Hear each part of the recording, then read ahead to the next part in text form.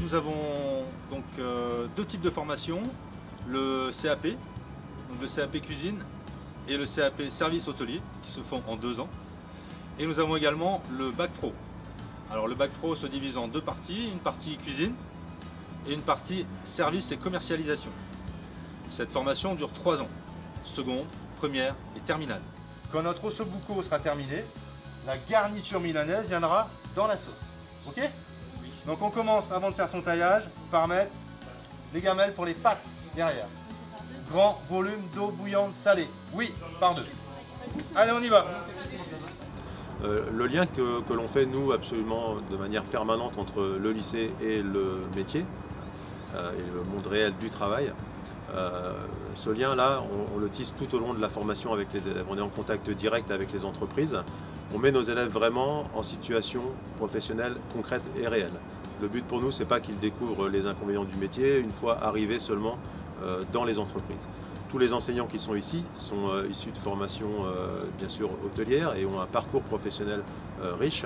Et on se sert bien sûr, on s'appuie là-dessus sur notre parcours pour bien expliquer aux jeunes tous les attendus du métier, toute la réalité de la profession.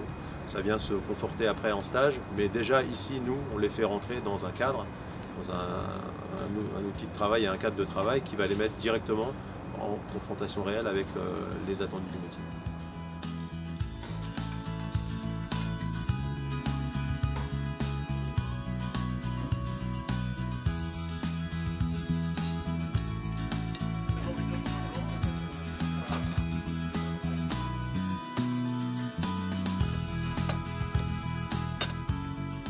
Le profil idéal pour faire une école hôtelière, c'est, je dirais tout d'abord, c'est le courage.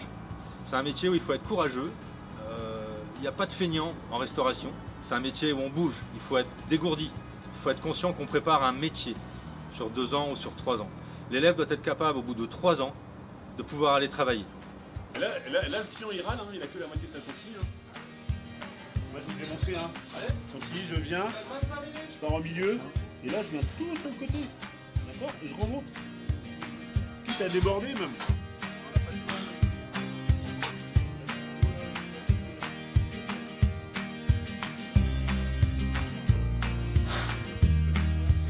Je conseillerais bien cette école pour un élève qui voudrait faire de l'hôtellerie-restauration parce que les profs sont vraiment là pour nous conseiller. Tout ça, on apprend vachement notre métier. C'est vraiment comme si on était en stage, quoi. Après la formation, je vais quand même partir un peu en pâtisserie pour avoir plus de base en pâtisserie. La pâtisserie, c'est ce que je voulais faire quand j'étais petite, mais je resterai quand même faire de la cuisine après en restaurant.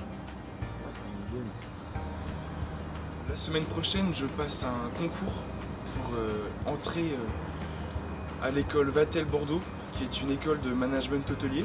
J'effectue cette formation car mon projet professionnel au long terme serait de devenir un directeur général d'un hôtel. Ce serait mon but optimal, si je peux dire, dans ma carrière.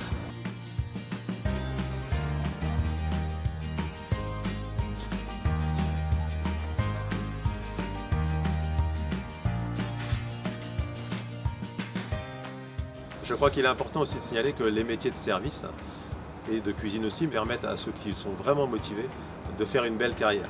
C'est des métiers où il y a du travail, où on peut facilement trouver du travail, où on peut s'épanouir aussi rapidement. Si on a envie de voyager, on peut aussi aller on va dire quasiment dans le monde entier. La gastronomie et le service à la française est très réputé partout dans le monde entier. Donc c'est vraiment les jeunes qui vont donner l'orientation qu'ils vont vouloir à leur carrière. Il n'y a pas de limite. Moi, comme je leur dis toujours, vous allez aller travailler dans les plus beaux hôtels ou les plus beaux restaurants du monde, vous pourrez si vous êtes motivé.